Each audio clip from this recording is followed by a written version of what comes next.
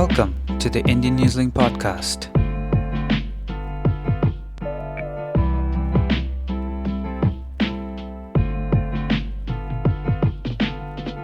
Good afternoon. We have Ginny Andersen today with us. Ginny is the spokesperson for Labour Party.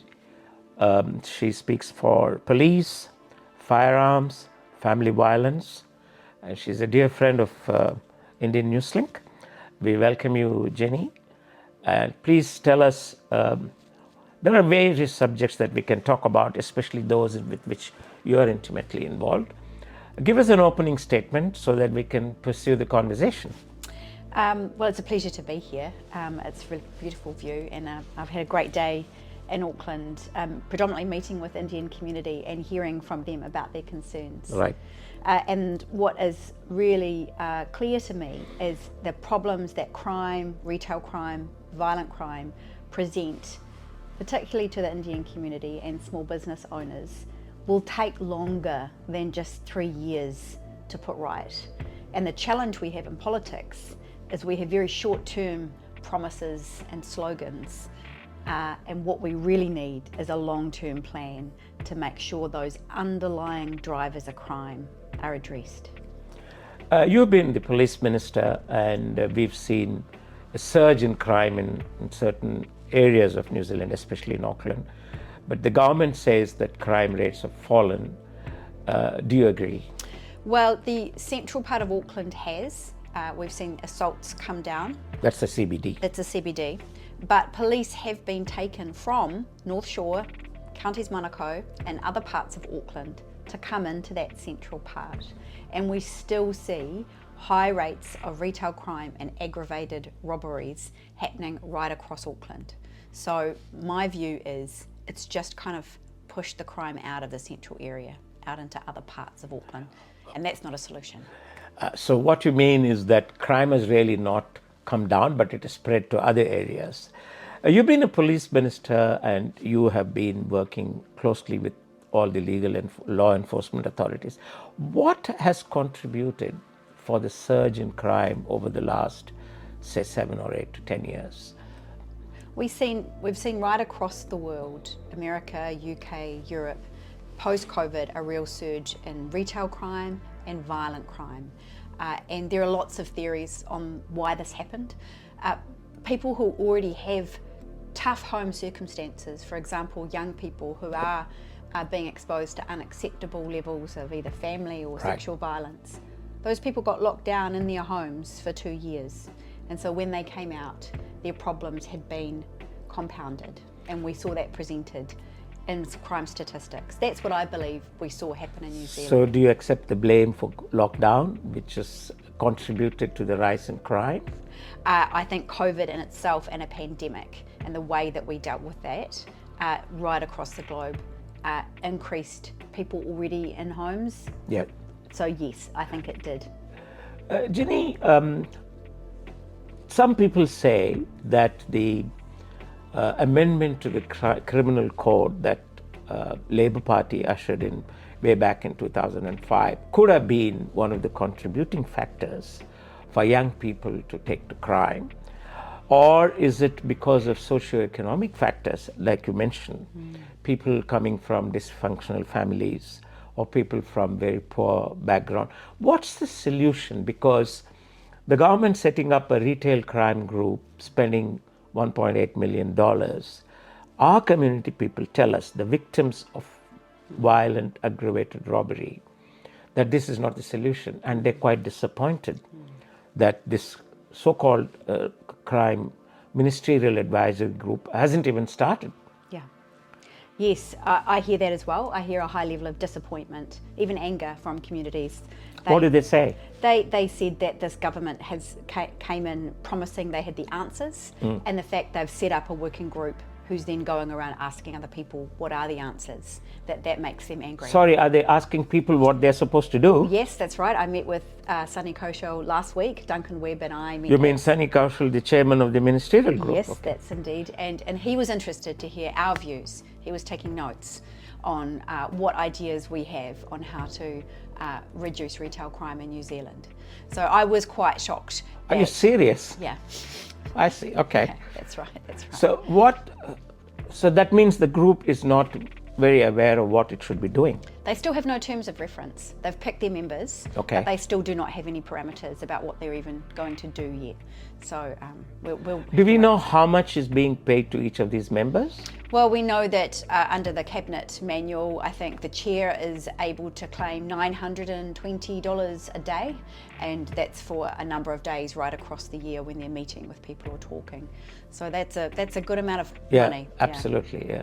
And the government has said that the group might go up to 2029, which means about $9 million would be spent. Do you think a ministerial group requires as long as 5 years to come up with solutions? Absolutely not. When we had programs in place that were making a difference, Right. And it is a real shame that the money, that $9 million, couldn't be put into evidence-based solutions that make sure reoffending does not reoccur. So if you come back to power, will you scrap this group? Say that again, sorry. If you come back to form a government, will you scrap this group? Well, my recommendation to caucus would be that I don't see its value, but that's a decision for our whole caucus to make. A good political statement there. Moving on from retail crime, which I agree that our community tells us most of them are victims of retail crime from the Indian community, that they're quite unhappy with the way in which it's going. They're happy to support the national government, but they're not happy to support this ministerial group. So we will take it up, especially given the fact that they have been contacting you to find out what should be done. We will take this up further.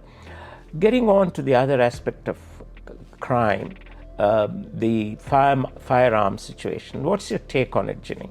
Well, I'm really concerned. There's kind of two parts that I'd like to talk about. One is the increase in methamphetamine, or more those hard drugs, Right. because I see that as being a big factor in retail crime and violent retail crime. Yeah. And the other part is availability of firearms and how we make sure that criminals don't get dangerous guns. So both of those things together make the world more dangerous for small business owners after 8 o'clock at night in parts of Auckland where Right. there's not a quick response in place. It is really concerning that we have a gun lobbyist now responsible for rewriting our Arms Act. She was elected, Nicole McKee was elected off the back of promising to unravel all of the 2019 Arms Act changes, and that includes military-style semi-automatic weapons being made available once again in New Zealand. So what's the merit of this measure? I mean, why should firearms be made freely available? Is it a reason? The reason is that we are getting more violent and therefore people need to protect themselves? Firearms are already available in New Zealand. We have a firearms registry, we have a good system in place. If people want to go hunting or do recreational shooting, there's a wide range of A category firearms like rifles, 22s. People can use those if they wish to, and they are safe and they're a good person. There is absolutely no reason to have a military style semi-automatic weapon here in New Zealand. These are guns that are specifically designed to devastate humans. If you shot a deer with one of those guns, there would be no meat left on the deer. Right. These are killing machines. Yep. And they did that in March 15th in Christchurch. Right. And so my personal view is they have absolutely no place back in New Zealand, and I would be really fearful if they got into the wrong hands, the damage they could do to our community. Is it more of relaxing the law, or is it more to do with what's called the Bill of Rights, which ensures the right of a person to own arms? It is a privilege to own a firearm, and you need to prove that you are of good character to have that privilege, and that is the case in New Zealand. What Nicole McKee has already done is changed the gun ranges bill. This bill got its first reading just in its last week of Parliament, Right. and it's now before Select Committee. So this means that there are far less checks or balances. Police have no oversight over gun ranges. So this is the first step. The next step will be rewriting the Arms Act. and giving herself the ability to say what is a prohibited weapon or not. So your fear is that the coalition has the numbers to pass this? Yeah, and it's a deal, it's part of the deal. And let's not forget too that ACT before 2019 had one MP, David Seymour. Right. He was the only MP that voted against those changes.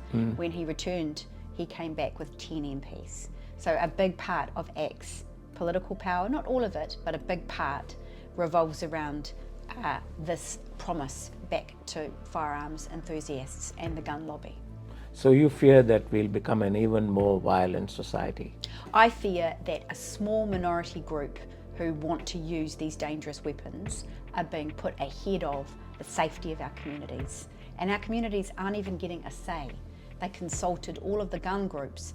91% of the consultation was for firearm groups, and the others, including the police association, who are in the front line of dealing with these guns, were excluded from being consulted.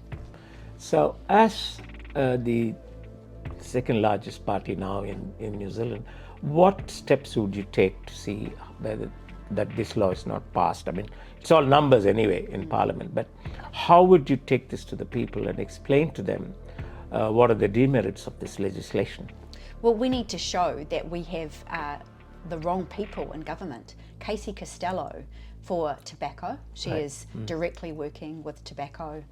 She says she's not, but there are quite clear evidence now. She made a statement last night as well, Yep, that she is involved with the tobacco lobby. Yeah. And two former quite senior political advisors from New Zealand First are now high up within Philip Morris Tobacco Company. And now we have also Nicole McKee, who is a firearms lobbyist, the former spokesperson for the Coalition of Licensed Firearm Owners, COLFO. Those two people now have key power within this government to make decisions.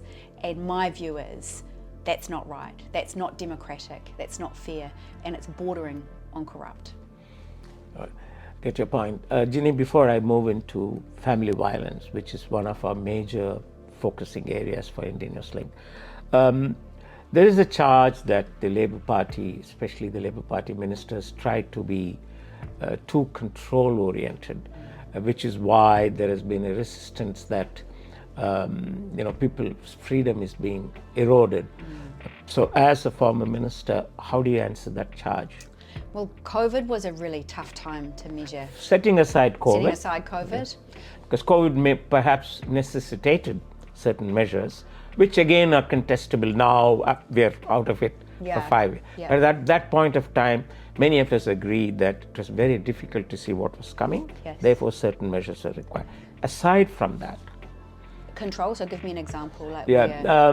General feeling, I don't know whether whether it's a perception or a fact, that the Labour Party in governance is far more control freaking than giving freedom to people. This is the general impression that you stifle enterprise, that you stifle, that you ban oil and gas exploration, those sort of things which eventually help an economy grow. So do you have time to reflect on all these things now that you are in the mood to change your own policies, etc.?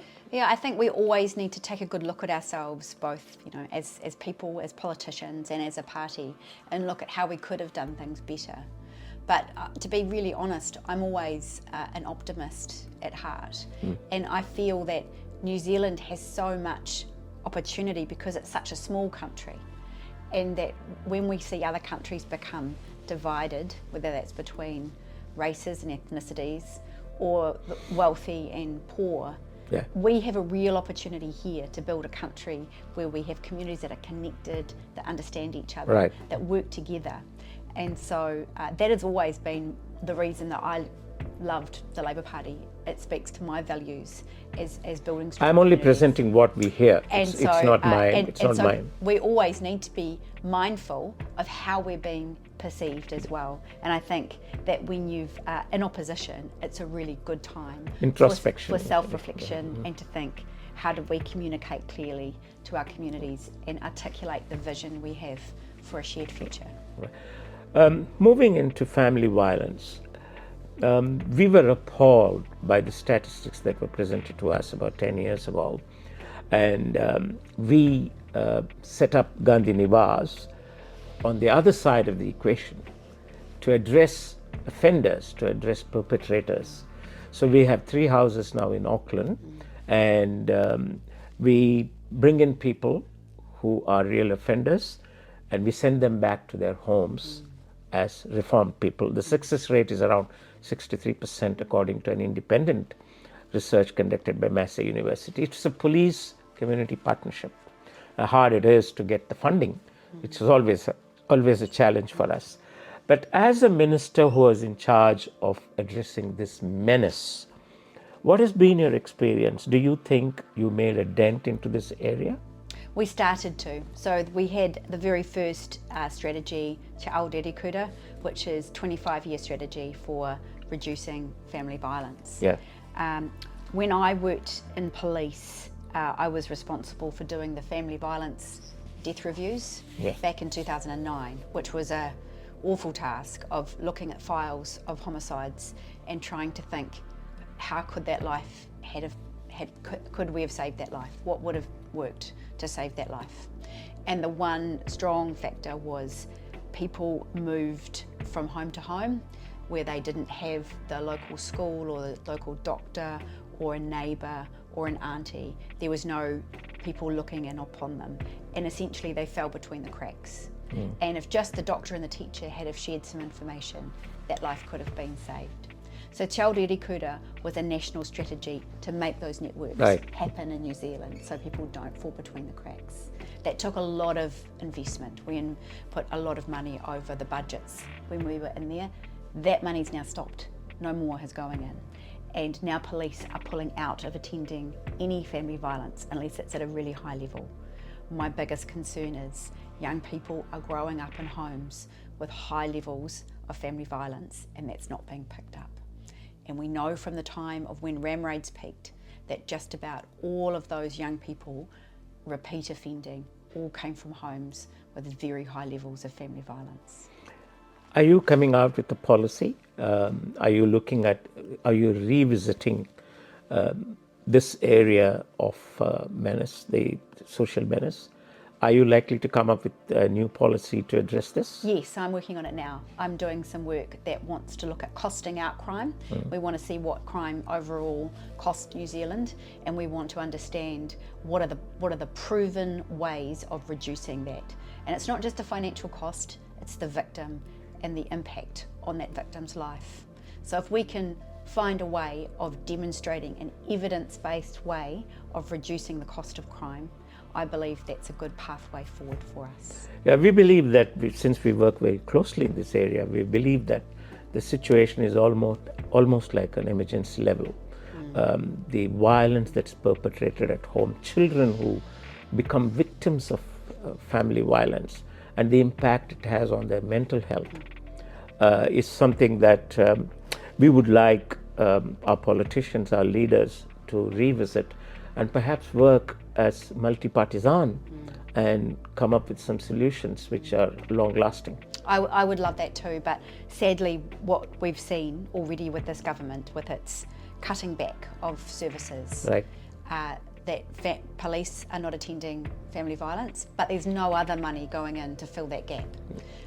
The Minister responsible for children, Karen Chua, has said she will only fund interventions once those children are in state care.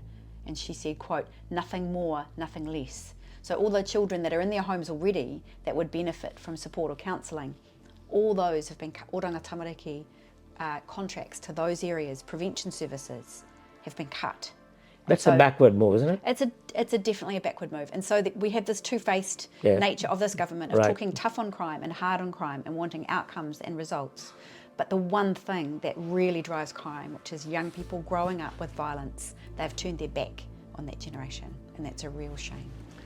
Jenny, we've almost reached the end of our conversation, so would you like to give us a closing statement where you can perhaps cover your treaty portfolio as well, and tell the communities what you would do when the time comes in 2026? Oh, that's a lot to get in a closing statement, but I'll do my very best.